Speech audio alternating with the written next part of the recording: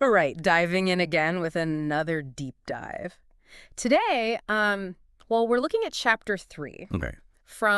they didn't actually name the text, but the chapter's all about this idea of efficiency through emphasis and subordination. Right. And, those are words we toss around a lot, but this Yeah. chapter, it like really gets into how those choices we make, they actually impact how people understand Yeah. what we're saying. Totally. It's like we just do it without thinking a lot of the time. It's instinct almost. Take like how we say city names, for instance. Oh, yeah, yeah. Like Massachusetts or Minneapolis. exactly. You just know which parts to hit harder. It's like the rhythm is built in. It would sound so weird if everything was just flat, So totally monotone. Like every single part of a word or every word in a sentence just That's the point this chapter's making. We do this naturally at the word level, uh-huh. but for our ideas to really land, to have impact, we need to do it consciously too. Like a sculptor, right? Yeah. Oh, interesting. They're not just whacking away at the stone randomly. It's precise. It's shaping the final form, Speakers, we do the same. Emphasis is like our chisel. guiding the listener's attention. Exactly. Shaping what meaning they walk away with. They have an example quote in the book. Okay. Destiny is not a matter of chance. It is a matter of choice. Even reading it in your head, you probably emphasize some words more. I did. It's like automatic. Destiny, for sure. And not chance. Choice. Those are the big ones? Each word packs a punch, so emphasizing them. It's not just information anymore. It's making a statement. So cool. Just shifting emphasis changes the whole vibe Like shining a spotlight. on the most important ideas. The text talks about emphasis working by implication too. Okay. My horse is not black. See, you already made me think white. Right. You didn't even say it, but It's there because of how you emphasize black. they take it even further. My horse is not black. He is white. Whoa. Yeah, that's way more forceful. That's contrast at work. Good communicators, they use this on purpose. To make the message stick. It's like highlighting text, makes it pop out. In speech, we use volume changes, pitch, even a pause. Oh, pause can be powerful. I hadn't thought of that as emphasis before. Now, this metaphor they use, mountain peak words, Oh, yeah, that one's so vivid. like a newspaper, bigger font for the important news. Right. Makes sense visually. Speakers got to do that with their words, Make the key ones stand out. while downplaying the less important stuff. They use Charles Dana as an example, editor of the New York Sun. Told his reporters, only report a man biting a dog. Because it's so out there, unusual, newsworthy. That's the mountain peak word in a sea of normal stuff. Okay, but most of us aren't reporting on bizarre dog attacks. The point is prioritizing what matters most. Like a tour guide in New York City? You'd focus on the Empire State Building, Times Square, not every alleyway. Right, right. What are the landmarks your listener needs to see? That's a super helpful way to think about it. It's curation, not just cramming info in. But okay, how do we make those words stand out? Is it just yelling the important bits? I was kind of thinking that Volume's part of it, but it's bigger. it's about being deliberate, you said before. Exactly. Emphasis isn't just loudness, it's how you deliver it. We can use contrast, change our pace, pitch. Even a whisper, done right, can be dramatic. Like that example in the book, the speaker who said, the curse of this country is not a lack of education. It's politics. He didn't just shout it, it was this whole physical thing. That moment of impact, that's what we're after. Powerful stuff. Think about your next presentation. Are you spending too much time on the telescope? And not enough on the new stars you've found. Exactly. Find those mountain peaks, those fresh insights. And make them shine. Precisely.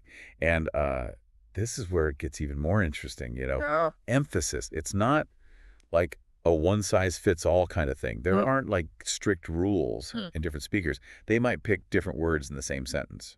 To emphasize. Yeah, to highlight different like shades of meaning. So there's room for how you interpret it. Exactly. It's not about finding the right answer. It's more about knowing the effect of what you choose. and using emphasis on purpose to like create what you want. Like a tool in the toolbox. They have this sentence in the book, I intended to buy a house this spring.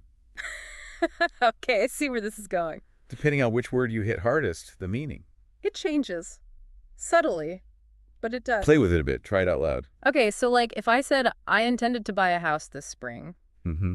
it almost sounds defensive, like someone else didn't. Or yeah, like you're justifying your own plan. What if I said, I intended to buy a house this spring? then it implies maybe things didn't go as planned.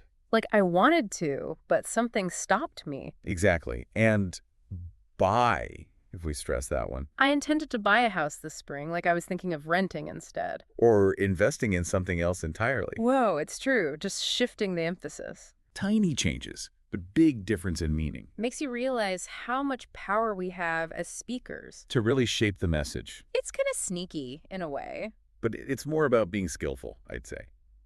The text also goes into this idea of like new ideas. Ah. How does that tie into emphasis, though? Think about it like newspapers. Okay. How they highlight the latest stuff in a story. The breaking news. New info. It grabs your attention naturally. Because it's fresh, different. Disrupts what you already know or expect. So it's kind of like that man biting a dog thing again. Precisely. It stands out because it's novel, unexpected. We latch onto that newness. In the book, they use this passage about an astronomer Oh, yeah, I remember that one. wants a larger eye to discover new stars and suns. So larger and new, those pop out. Because they're introducing, like, fresh concepts. Astronomers, telescopes, stars, that's all known already. But a bigger telescope finding brand new things. That's what grabs us. It's not limited to, just science stuff. This applies to any kind of communication. If you want to keep folks engaged. You gotta offer them something they haven't heard before. A fresh angle, a unique insight, like you said. Don't just rehash the same old stuff. Find the new in your message. That becomes your emphasis point, the hook. Keeps the story moving, the audience curious. And by doing that, you're creating emphasis without even trying too hard. It's natural once you get the hang of it. This is seriously mind-blowing the more we talk about it. I You know. don't realize how much intent goes into good communication. It's not just the words themselves. It's how we say them, the tone, the pauses. Every choice affects the meaning. Like composing music almost. Arranging the words, the delivery, for the right effect on the listener. So how do we get better at this? Practice. That's a smart question, and luckily, The book has answers. they dive into some specific tools, exercises you can try. Perfect. Let's get into those. Okay, so we've covered a lot Yeah, quite a bit. from those mountain peak words to like how new ideas naturally stand out. But before we wrap up, can we kind of pull it all together? Sure, like a recap. Yeah, what are the big takeaways for me as a listener? What should I actually do differently after hearing all this? Got it. I'll Knowing go. stuff's only useful if you can, like, apply it right. Exactly. So the big one, emphasis. It's crucial for good communication. Okay. And it's not just yelling, it's being, Deliberate. yeah. Choosing your delivery on purpose. How we use contrast, changing our pace, pitch. Focusing on those mountain peak words, the big ideas. Right, and we saw how emphasis isn't just about hitting those words harder. It can actually change the meaning of what we're saying. Adding like layers to it. Nuance, subtlety. Exactly, and there's no one right way to do it. The point is, you're thinking about it consciously. Choosing which words, which ideas to make stand out. Makes you almost like a conductor leading an orchestra. Oh, I like that. We're guiding the listener's attention. Creating those moments of like drama, emphasis. Shaping how our message hits them emotionally. Beautiful way to put it. And for those listening, here's something to think about. Oh?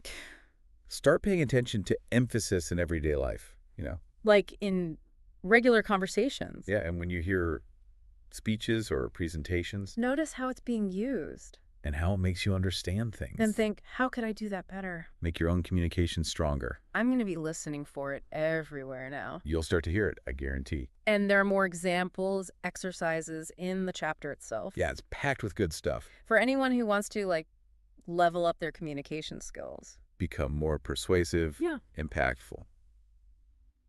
Well, thanks for diving deep with us today. It's been fun. And until next time, keep those mountain peak words shining bright.